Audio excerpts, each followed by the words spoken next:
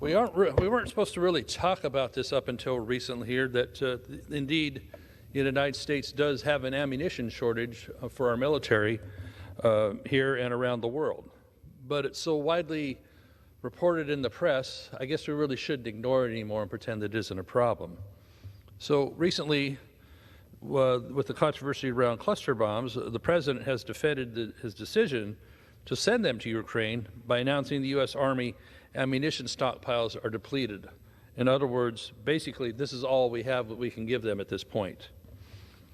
Primary reasons are lack of funds and little focus on production, and truly, the lack of will to truly ramp up and build our ammunition stocks to what they should be.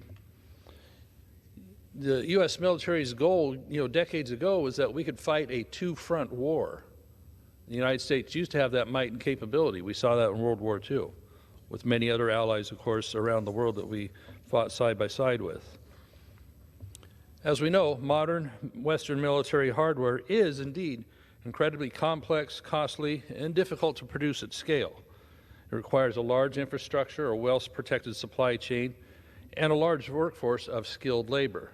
But these are things that we're capable of as a country. Look at all the gadgetry we can build in order to satisfy a market of people desiring entertainment. Artillery round expenditures we point to in Ukraine really paint a dark picture. The Ukrainians burned through, get this, a year's worth of U.S. artillery rounds production in 1 month. In 1 month, they can burn through a year's worth of our production. That's just Ukraine. What does that make our own stocks look like? We must ramp up production tremendously if we're going to continue in some fashion or not the controversial backing of Ukraine. We have to be able to supply them in order to have them be able to do a credible job on the field if we're going to support that policy, but we have to build our own stocks. So what does this mean for us? We're actually foraging shells and ammunition from stocks around the world, even from our allies, in order to keep the chain going into Ukraine. And so that's why cluster bombs, right? The main concern for American defense really should be, though, is that what does that mean if China's aggression gets much worse? What if they make a move on Taiwan that we are obligated, promise to back up on? What about other issues that may happen in NATO? Are we ready? We're not near ready for it. We need to produce the bombs and the bullets and the other hardware so that we have that as a deterrent and not have the ideal that we're so weak that they know they can make a move on us or our allies. It's really that simple. It's really common sense. So ramping up these domestic munitions production could run afoul of a lot of the ideals that the Democrats hold. Climate, environment, or just a philosophy that they think that we're not going to, if we don't produce the ammunition, we don't produce these arms, that we just won't have war. Well, we're going to have to make some very clear choices here with the Democrat policies. Is it about climate?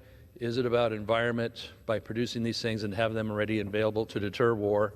Or do they want to weaken us so much that China or others can make any kind of move they want and we just have to sit and watch?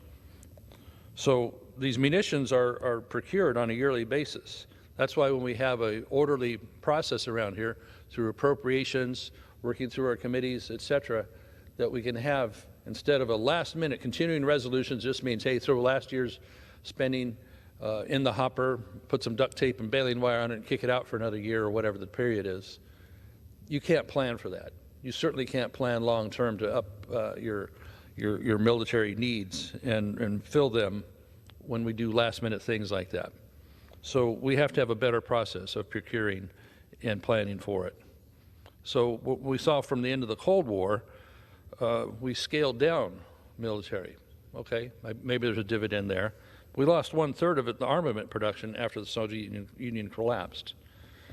Then on the global war on terror, procurements and production was indeed focused on smaller, low-intensity conflicts, not a wide war. Training labor, skilled labor, takes time, and building the infrastructure to do so will take time.